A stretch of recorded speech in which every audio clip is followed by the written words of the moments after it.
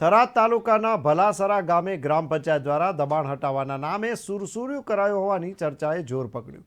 થરાદ તાલુકાના ભલાસરા ગામે અમુક દબાણકારો દ્વારા ખોટી રીતે દબાણ કરી દીધું હોવાની ફરિયાદો ઉઠતા થોડા દિવસ અગાઉ ગ્રામ પંચાયત દ્વારા દબાણો દૂર કરવાના ડ્રામા કર્યા હોવાનું ચર્ચાઈ રહ્યું છે। જો કે દબાણ પૂરા દૂર ન કર્યા હોવા છતાં ગ્રામ પંચાયત દ્વારા દબાણો દૂર કરી દીધા હોવાની વાતો કરાતા લોકો જણાવી રહ્યા છે કે ગ્રામજનોએ જણાવ્યું કે અમારા ગામમાં દબાણ દૂર કર્યું ન હોવા છતાં કાગળ પર દબાણ દૂર કરી દીધું હોવાની સરપંચ દ્વારા ખોટી વાતો થઈ રહી છે। જો કે ગામથી ગામને જોડતા કેટલાક રસ્તાઓ તેમજ ગામમાં કેટલાક અન્ય દબાણો પર જેસે થે જેવી હાલત જોવા મળી રહી છે। 11-12-13નો જે પ્રોગ્રામ રાખેલો હતો એમાં કોઈ કાર્યવાહી કરવામાં આવેલી નથી। 11 તારીખે જો આવ્યો હતો લોડર ને જેસીબી ને એ 2 કલાક પૂરતું જેમ તેમ કરીને જતા રહ્યા। બાકી જે પહેલાંનું જે એમને કામગીરી કરી છે ચૂનું અડધા રસ્તા સુધી ચૂનું મારે અને પછી ખેડૂતોની સહી કરાવી દે, 2-3 જણા ખેડૂતોની સહી કરાવતા અને પછી ભાગી જતા। બધા અડધા શેરીએ બધા બાકી છે અને એક કોર્ટે બધું કાયદેસર તપાસ કરી અને કાર્યવાહી કરવી એમની। અમે પંચાયતે ખોટા પૈસા વસૂલ કર્યા છે, ખેડૂતોની જમીન તોડી છે, વત્તા ખોટા પૈસા હરાહર ખોટા પૈસા જેસીબી આખી લોડર આખીને વસૂલ કર્યા છે ખેડૂતો પાસેથી। કોઈ ખોટ માર્યો નથી, કોઈ ખોટ બીજો કોઈ મારીને કોઈ હદ નક્કી કરી આપીને।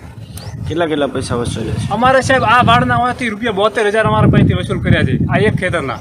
છે ને રસ્તો આગળ બંધ કરેલો, આ ગેટ ચડાવેલો, આગળ ઢોરોનો શેડ બનાવેલો, આગળ અમારે જમીન તૂટી છે સાહેબ, અમારે જમીન તોડીને અમે પૈસા ભર્યા છે છતાં અમે આ અમારો રસ્તો બંધ દરબારના ખેતરમાં આવ્યા। રસ્તો કયા ગામથી કયા ગામને જોડે?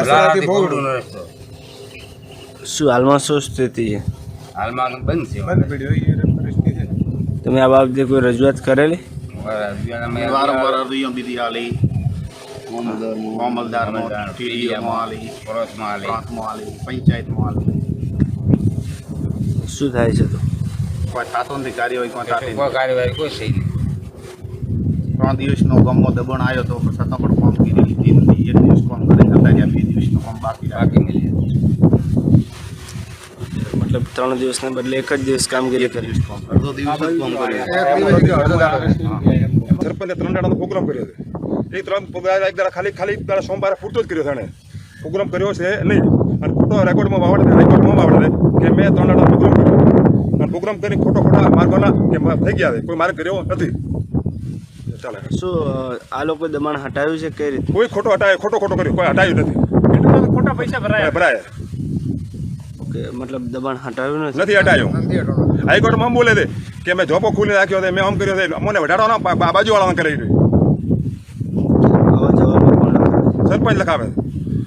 કાલે હાઈકોર્ટમાં એવું લખાય 3 દાડા મારો પ્રોગ્રામ છે, એને પ્રોગ્રામ ખાલી ચેક કરતા પૂરી રીતે રાખ્યો છે અને કેમ હું તો કાયદેસર કરે દેવો તેનો આવે પાડી નાખે, બોલો મારો પાડી નાખે, કાયદેસર કરે કેમ કરતો નથી કાયદેસર?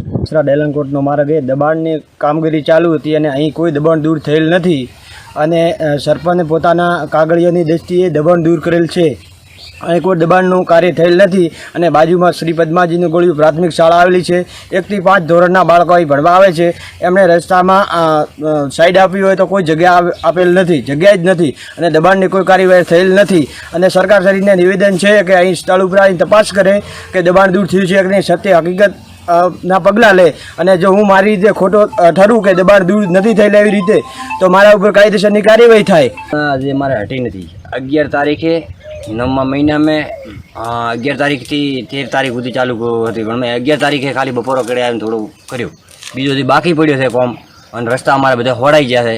કોઈ ઇમરજન્સી કોઈ ગમે અહીંયા લાવવું હોય તો ટોલો આમાં ધકે, ટ્રેક્ટર તો કોઈ લાવવાના રસ્તો નથી અને બધું એમને બાવળિયા બીજા બધા ઊભા થાય, કોઈ અડ્યું નથી। ડેલનકોટ કરીને ભલારા પાટિયાથી કરીને ગામથી કરીને ડેલનકોટ સુધી આખો બાકી પડ્યો કોમ આખો મારે।